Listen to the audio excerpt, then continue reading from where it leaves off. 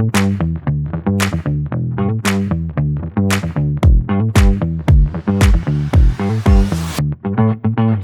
welcome to another episode of High Tea with Hony. I'm your host, Hony Premlal. Today, I'm thrilled to have with us Elena Sanesi, the founder of Juicy Life Coaching and the author of The Burnout Remedy, How to Regulate Your Energy for Life. Elena is a certified coach, NLP master, practitioner, and yoga therapist, and with a wealth of knowledge in the mind, body connection, and holistic well-being. She is here to share her insight how to prevent and recover from burnout, a growing issue in today's fast-paced business world. So grab your cup of tea, sit back, and let's dive into a fascinating conversation with Elena. Elena, welcome to High Tea with Hony. How are you today? Thank you. Thank you so much for having me, Hony. I'm very well and so happy to be here with you. And got my cup of tea and looking forward to our conversation. Yes, welcome, Elena. And I can't wait to get to know, because obviously burnout is a massive issue currently we all facing. So what is your background in the holistic well-being in truth? It's really fascinating, isn't it? Could you start by explaining how your own journey came into this and, the mind, body connection, all of those things? Absolutely. Yes, I went through it. That is how I came into the holistic world. I've been in the corporate in business for many years, specifically in marketing, covering different roles from operations to sales, and having direct responsibility for people management or project management, and sometimes in multiple countries, and dealing with multiple markets as well. So there was a lot going on in my life at some point, and it's always like that. Like we all go through multiple tasks, and and this is the reality that we live in. But at that time in my life, it was really stressful, and I didn't realize it. I was just plowing through and wanting to achieve more and perform well and do well for the company and for my team, and meaning well. But eventually I didn't realize that I was burning out, because it's a slow process, right, before you actually realize it, especially with people who are really motivated and want to achieve, and especially in the early years of your career, you want to perform well. And so that is how I came across that. And also for personal incident, like an injury, I was skiing, and I had a knee injury, really bad. I used to be super active in sports and all sorts of activities, and I had to stop for a long time because of my knee injury. So adding that plus the work stress, I was going crazy. And so slowly I began to explore different ways to regulate my energy, my body, understand my mind, and how stress affect everyday performance and everything. And so it was a long process. It didn't happen overnight. I started more or less about I could say 15 years ago with this, that is how I came across multiple disciplines, but specifically yoga, and that really spoke to me, and to I felt, because yoga gave me both explanations for things happening in my mind, in my energy, in my thoughts, in my body, as well as solutions, right? Practical solutions and how to move instead of going to the gym. What else can I do? And I've always thought of yoga because, funny fact, my grandma in Italy, I'm Italian, my grandma, who passed away 2 years ago, used to live across a yoga studio. So I've tried on and off yoga a few times before I actually embraced it in 2008. But it never worked for me, maybe because I was young and super active and fundamentally fit. I never thought, oh, there's something for me there, right? And I even thought at some point, oh, this is boring, like kids like dismiss. But when I actually delved into it further, I discovered a world, and I then started to practice every day, different styles and reading books. And then I started the yoga teacher training, which I completed in 2014. But I did it for myself, really never meaning to become a practitioner. But then it became more of a passion, and I continued learning about yoga therapy and how to combine Western ailments and body and mind way of understanding the world from the Western perspective with the Eastern side through the yoga therapy and the philosophy of yoga. So that is my journey. And there's a lot more, but I don't want to talk like forever. I wanna have a conversation with you. So, what do you practice yoga? Do you have that in your tools box? Yes, I'll come to that in a minute. In terms of yoga, I have done a few yoga classes, and I must say, like you said, I probably need to have a discipline to make sure I continue that as well. Because it's one of those things I probably need to do a lot more. Yeah, I have done some training over the last 10, 15 years, really. So yes, I probably would be asking some tips. So when you hear about, or you mentioned about the burnout, you hear that all the time. So can you differentiate between the ordinary work stress and the real burnout? So people say that now randomly, isn't it? Yeah, true. And I didn't know until I started studying it. So, or I actually tried it on my, in my body, in my skin. The experience of burnout is something of a build up. So it's not just a period of stress that normally our body is able, and mind is normally able to absorb and process and normalize on its own. So it's not something that happens to you like an ailment. It's something that builds up over time, and it's the sum of multiple things happening in your life for a sustained period of time. So for example, I had work stress, really like a lot of responsibility and constant, like for over a year or so, I had a lot of stress, a lot of responsibility. And at some point I felt overwhelmed, but in order for me to cope, I plowed through, and I stayed on, and focused, and I stayed on the task, and I wanted to perform and everything. So I kept going despite signals, because your body would, my body was giving signals of fatigue and long-term kind of stress symptoms, but I wasn't listening. So and then the physical injury happened.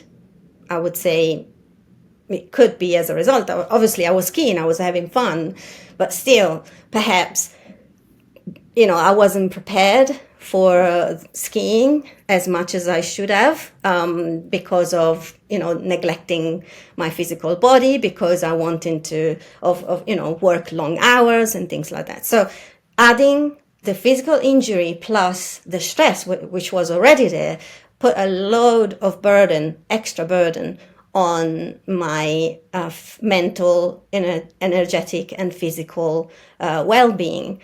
But I still plowed through, and then eventually I couldn't walk anymore. So it was like screaming at me that I needed to do something if I wanted to be healthy again and be able to function, normal.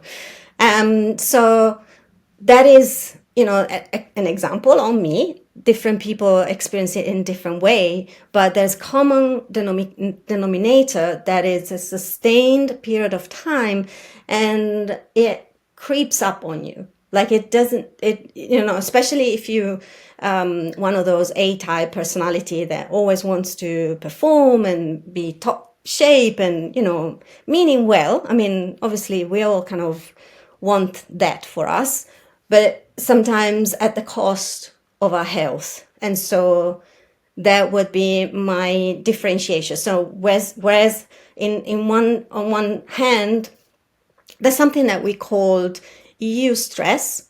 So there's two types of stress. One is eustress and the other one is distress.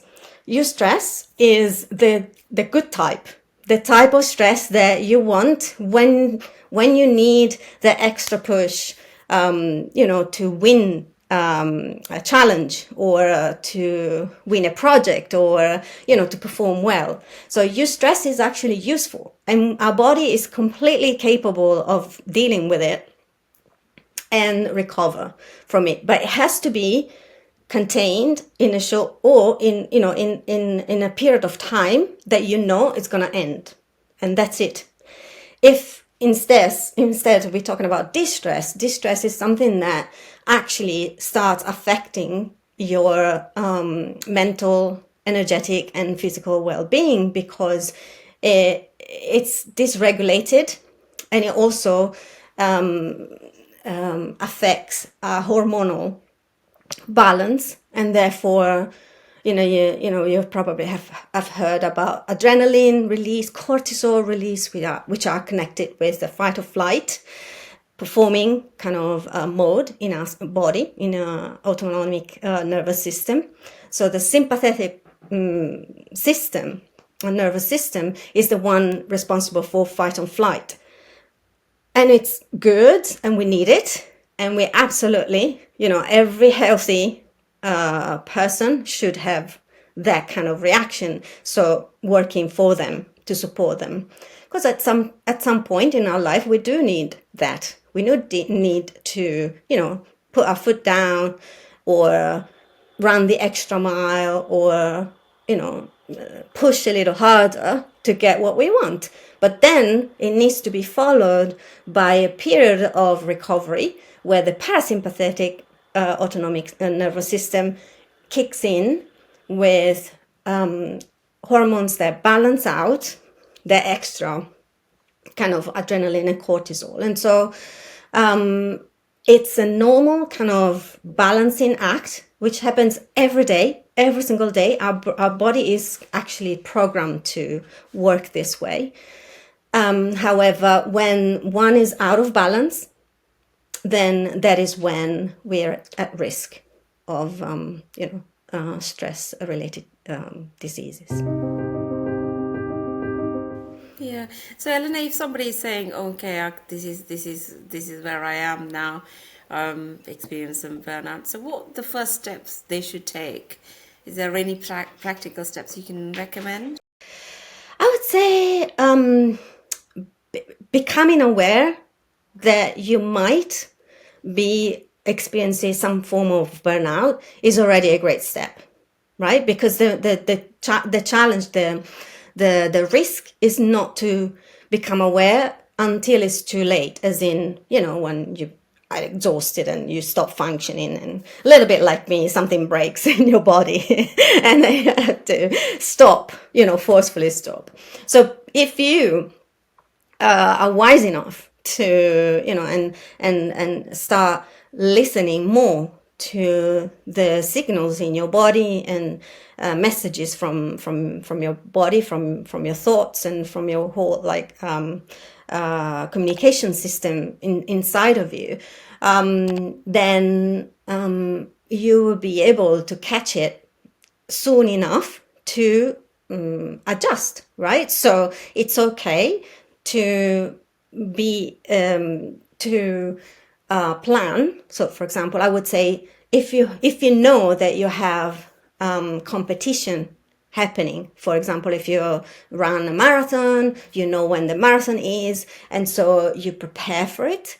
And so there will be times where you train really, really hard, followed by times where you take a bit of a rest. And so you let your body recover. And every sports person who's actually a professional knows that, right? What we haven't been trained is in the business environment is a little bit like that. So we do have deadlines in our business routine, and every industry is different. But we all have something in common, that at some point during the year, that is peak season. And that is when everybody is up and on arms to perform well, harvest the as much as they can from the situation, and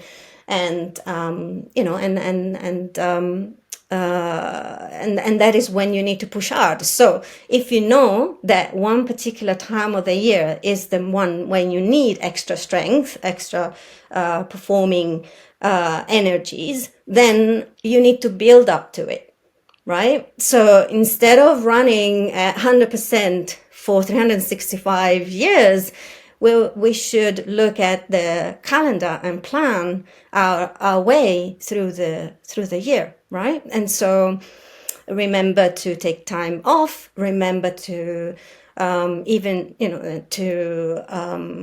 slow down, remember to take care of your physical body on a regular basis. So it is proven scientifically that people who exercise regularly, even just like a gentle walk every day or every other day during your physical activity, something that you enjoy doing, not just forcefully pushed onto you, because then it's even more cortisol release and stress because you don't like it. So you should remember to do something that you enjoy, but also gets your body moving and your blood pumping, so that you keep your system clean, essentially. It's like a machine, oiling the machine, so that also your energy levels are up and your mind is clear, right? So I know that this is not always the case and always possible, like every single day, but planning it actually supports a healthy lifestyle and prevents burnout from creeping. And no, that's a great tip because I can relate to is athletes, like they prepare and they have the competition, they have a downtime. But in the business world as leaders, um, they always on the run, isn't it? Even on holiday, checking the emails and doing stuff. So it's a great tip for us to recharge before it's come to the zero battery, I would say. So how the mindfulness and meditation play a role? Because you mentioned about various other things in this burnout and how it can help people to recover from that as well. So I know you practice both, isn't it? Yeah. I think sometimes we think about these practices as too complicated or not for us, or okay, that might work for you, but it's not my thing, right? The important thing, I would say, is that to understand that mindfulness is as simple as, like, a definition of mindfulness is to be mindful, like to be aware, to become used to listen to your body and the quality of your thoughts, and take time to do your to do activities that help you keep your mind clean, Yeah, just like you wash your face every morning or your teeth, take a shower. Same thing needs to happen for your mind, because it's a tool and it's so powerful, and we use it to a level that we're not even aware sometimes. Most of the things we do are unconscious, right? Because they're repetitive, because we are used to them, and we learn them as kids and onwards. And I'm thinking that the basic functionalities like walking, and or eating, or taking care of ourselves, or just driving, simple tasks that you do repeatedly, they take mental and physical energy. And as we do them repeatedly, they become habits. Okay, so same thing should. As you have learned how to ingrain your habits into your life, you should also start thinking about mindfulness practices, whatever that. And we can have a conversation on options. I mean, in my book, there are a few options of how to include mindfulness in your life without too much of an effort, to be honest with you. But actually noticing the difference that these practices make in the long term. And so I'm thinking, all different symptoms of burnout may include also a little of including fatigue, irritability, right? And lack of concentration, and sometimes even cynicism, right? And people like lose the flavor for life. And so the reason why we suggest, and I suggest, I really recommend including mindfulness practices as well as physical activity, is because of that, because it helps offload your mind of those repeated negative thoughts that might creep up without you realizing it. Yeah, when there's a fear that, everything's going wrong, or people are never able to satisfy the quality of your standards, right? Everything, and that includes family, right? Not just at work. It becomes all encompassing. It becomes a whole kind of cloud that is or fog that is clouding your mind without you realizing. And those are the lenses through which we see the world. So we need to clean those lenses, right? And mindfulness can be just walk in the park and just switch off the phone for 5-10 minutes. Just simply walk, observe trees and grass or whatever is around you, and just take it in and just breathe, maybe slower and deeper than you usually do, just to let that kind of space in between you and the world so that you can recharge. So one of the worst, and we all, everybody's talking about it nowadays, but one of the thieves of our time and attention is our smartphone, right? We're constantly connected, constantly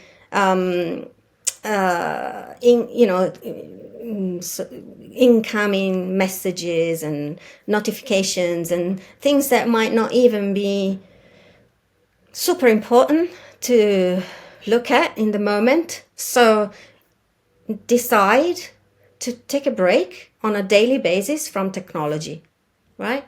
And that is another mindfulness practice.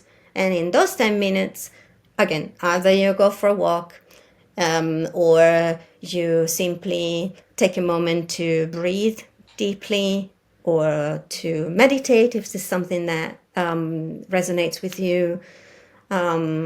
You can switch off the phone while you're eating.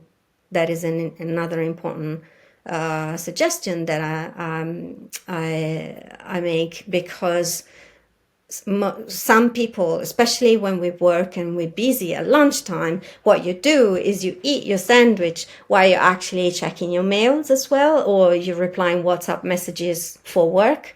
And that doesn't allow your brain to shut down and your body to absorb what you're eating. So combining nourishing food and, and the mindfulness of being in the moment, doing one thing at a time. So that would be, examples of how I have changed my daily routine to really support my mindfulness. I think that's a great tip because I must say I had to detox from my phone as well. That's one of my bad habits. So you have written a book, How to Regulate Your Energy for Life. So could you take through that book and something you can share with us today? So my book was I thought about writing this book, which is more like a workbook. So it's a practical guide, because I thought there's a lot of literature already talking about from my scientific point of view, from hormonal balance, or from a mind perspective, so psychological explanation and very much in depth studies from so many different authors and about stress related issues and how our mind works and how the body keeps a record of our traumas and the things we go through in life, etc. But so, and then they're listed at the end of in the resources section of my book, because I found them very, very useful. On the other hand, many people ask me, so, but what do I do with it? I don't want to read necessarily kind of a scientific book. I want practical advice. And I thought, okay, let me write something that has a little bit of explanation, just to give you like the introduction to the topic. For example, we talk about the autonomic nervous system and how it works, but just a basic information so that you can actually make sense and process and go through the process of the book. But then I offer practical advice. That's what the book is. It's a little workbook where you have a little bit of reading and lots. On every chapter, there's a few exercises on each topic. And so when you talk about the mindset, we talk about how our mind works, how the autonomic nervous system works. We talk about work-related and personal factors that might affect your, that might cause stress in your life, and therefore how to best go about it, essentially. And it's not necessary that you go through all of them. It's just like giving you some tools to and give you a toolbox, essentially. So this book is meant to be a toolbox, and people use it as and when they need it. Say, okay, what is mindfulness? Okay, give me some idea of mindfulness. And there's a chapter where it explains a little bit what it is, and then gives you some examples and ideas and practices that you might want to try. And not everything might work for everybody, but I think I found them useful for myself and with my clients and with my friends and family that come to me for advice. And therefore I thought, I collated all the useful tools that I've come across for this specific issue of burnout. There will be more. I've got, I'm thinking about writing another one, but and there's an infinite amount of tools that one can can find out there. This is my version of it, essentially, my version of how I would go about it.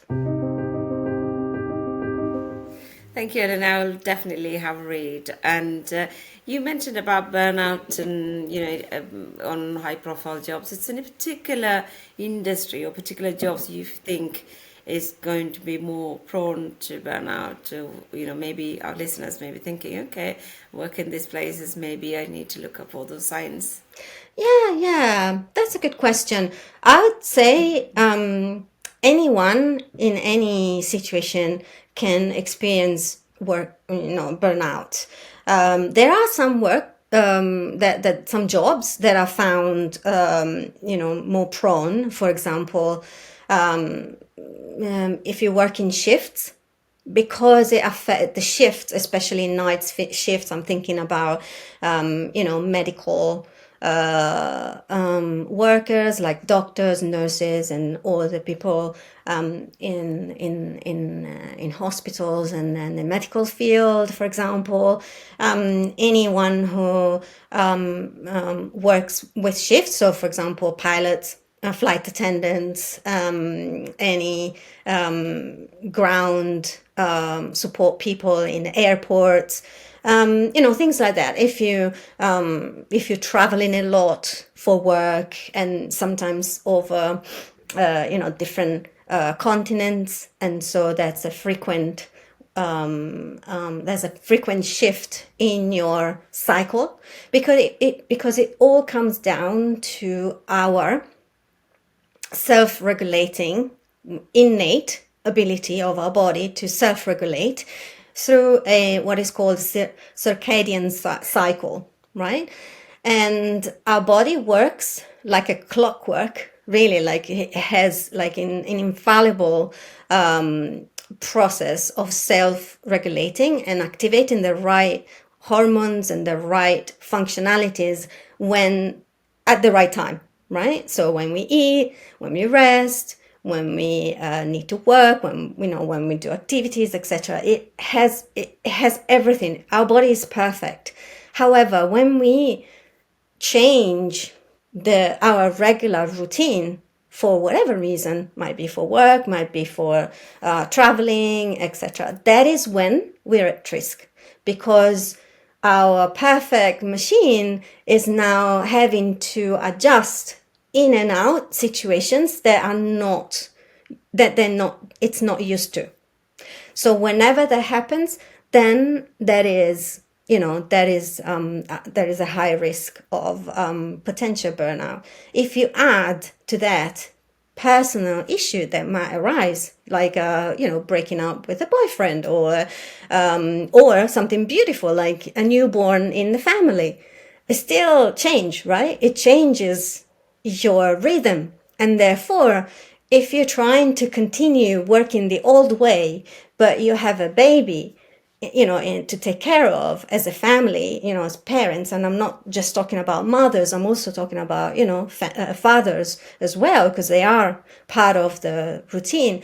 That is when burnout might be creeping up, because you're trying to sustain the usual cycles of performing and achieving. However, there's an external, a new element in the mix that is throwing the balance a little bit off. And so it's wise to sit back, and that's why mindfulness and awareness practices are super, super useful. It's wise to sit back and realize, oh, okay, that is what's happening, and adjust, together with whoever is around you, family, friends, partner, children, etc. That's a great insight. And my daughter just started, joined as a junior doctor, so she works nights and days, and I can see. So is there any practical things we could really recommend, because they haven't got other choice, because that's where the shift works. So is there anything they can plan to make sure minimize the burnout? Absolutely. Also, it's important that to say that is not a fact, like it's not given that everybody in the medical industry will get a burnout. They're more prone to it, but if they're able to self-regulate through these practices and through a lot of awareness, and a little bit of strategy, I would say, as well. They, they will be absolutely fine. Obviously, the most important thing, we go back to self-awareness. So, and also planning. Planning is the strategy part, because you need to, I would say, the most important thing is to be able to see your life bird's eye view, right? And on your tasks from a bird's eye view.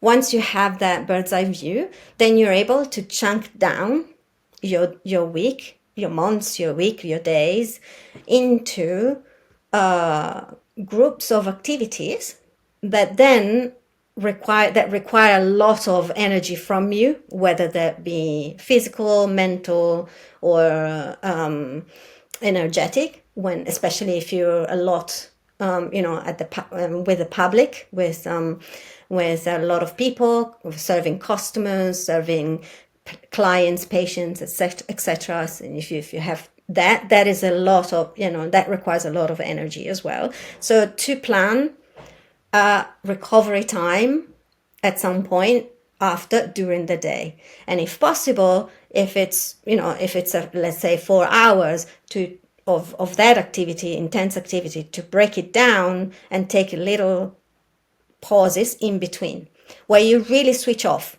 like off, right? And that is key for mental health, like to come back to you, set boundaries, and put yourself first.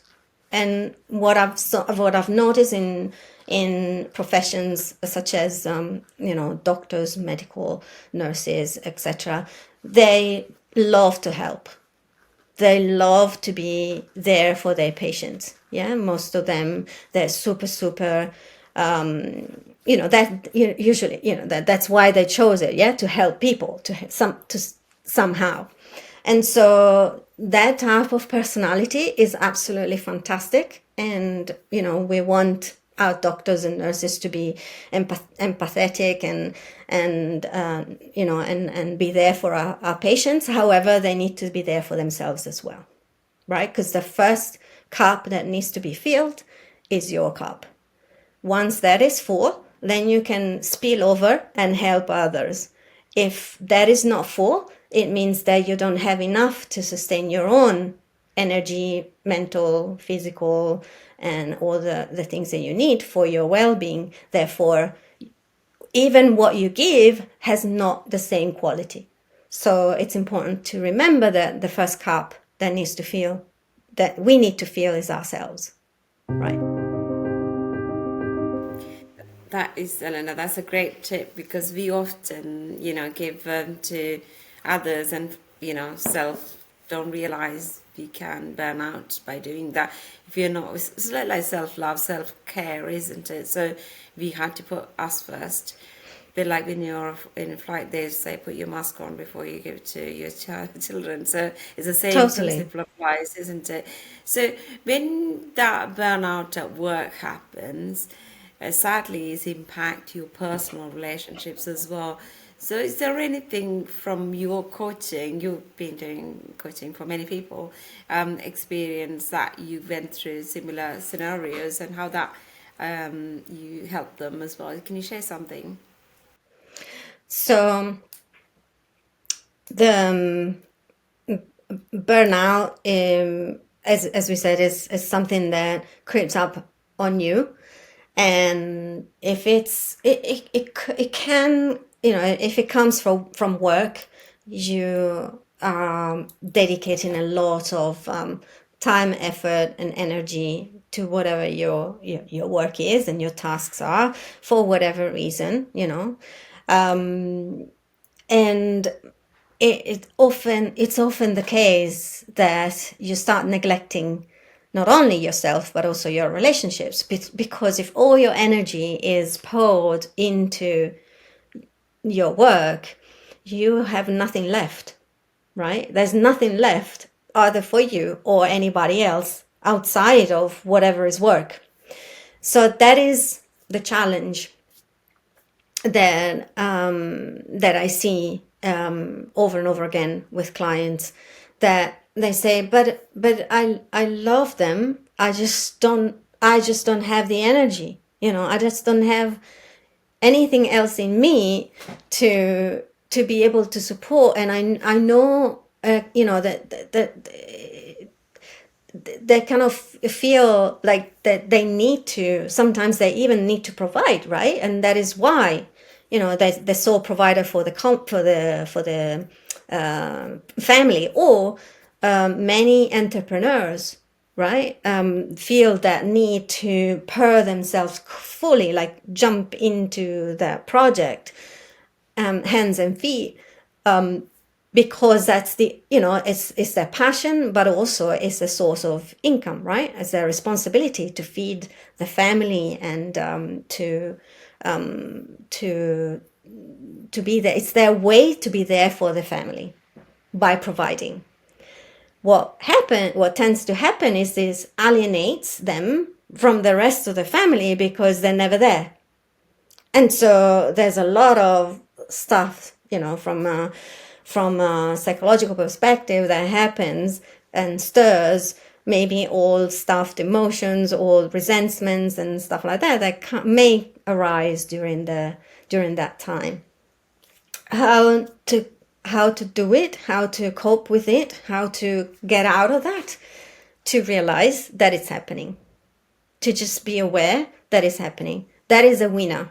That is already a massive step up with respect to where you're sitting. If you realize that this is happening, it's already healing, right? Then the next thing is to start again raising above the situation and looking at it from a bird's eye view as much as you can. Obviously, it takes a lot of effort, but it's important that you see it from a higher perspective, and then you start taking actions, small actions toward adjusting the course of your life, and including those relationships back in your life. It doesn't happen overnight, because when it does, people like freak out. Say, well, you're a different person, what's wrong with you and stuff. So it takes a little adjusting, but it is possible, and it transforms people's lives and relationships beautifully. The key element is communication. And so just to be honest with ourselves first, right? That's the first most important step, as well as with the others around us. Okay, I realize I've been acting so and so over this, the course of the last few months. I did it because, I had a few reasons. However, it's important that you listen to the other person's point of view as well. So active listening and sharing and acknowledging, the situation and every party's involved in terms of emotions and challenges and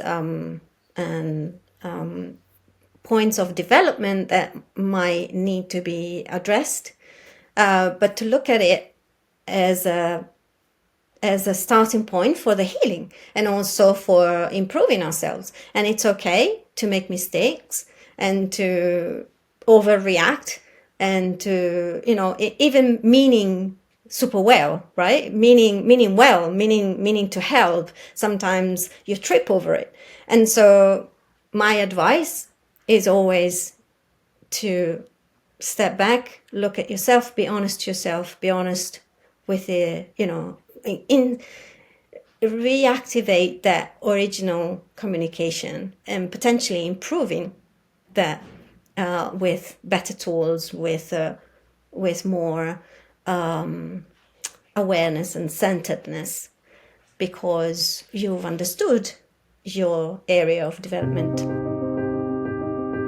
Fascinating, Elena. So obviously, there may be some early signs colleagues can look out for, and also organization have a duty as well to put in place. Is there anything you recommend for organization? Okay, I would recommend these things get in place, or managers to look out for signs within their teams and making sure, especially some industries, like I said, more prone to burnout, so they can sort of these things in place. And you can recommend? Yeah, I think it's a great point to start talking openly about these issues with inside the companies and with the managers. And so sometimes it's just taking a time for a little training, on how to spot those early signs of burnout, how to improve communication and dealing with potential burnout situations, and how to prevent even by listening to the rather than assume. So we sometimes assume that someone's lazy, right? In the team or in a company. What if they were going through a tough time, personally, and or whatever, or maybe they're feeling challenged and not sure where to look for answers. So sometimes is it's important to, again, look at it for what it is rather than what is in our mind and what we assume about people and situations. So just be objective as much as possible. Introduce training about this topic and how to talk about it in a way that is not threatening or not demeaning if people are going through it, because it's a completely normal thing that might happen, and but there are ways to prevent it, or if it's already happening, to get out of it. And the result of overcoming these situations as a company as a team is actually a stronger team. It's actually a renewed sense of belonging, because employees feel heard, feel acknowledged, and feel protected by their manager and their company at large. So I would highly recommend introducing this conversation with the team leaders and then with the rest of the company, so that even the newcomers or new hires feel welcome and included in this in the company, in the conversation. Thank you, Elena. That's fascinating to hear. Is there anything you would like to share with our viewers and listeners? Because obviously there's lots of tips. I definitely would, have few things I was writing down. The tips, obviously, switch off my phone, especially when you're having your meals. I think that's one of the top tips I'm taking away. So is there anything else you would like to share with our viewers? Anything about burnout, or any mindfulness, or yoga practice, or anything? I would say three things. One is connect with your breath daily, right? So every morning when you wake up, take your time, stretch a little bit if you like that. But before you even step out, and stand up, just sit on the edge of your bed and take a few deep breaths. Just take, count just to 4. Inhale into 4 and then exhale into 4.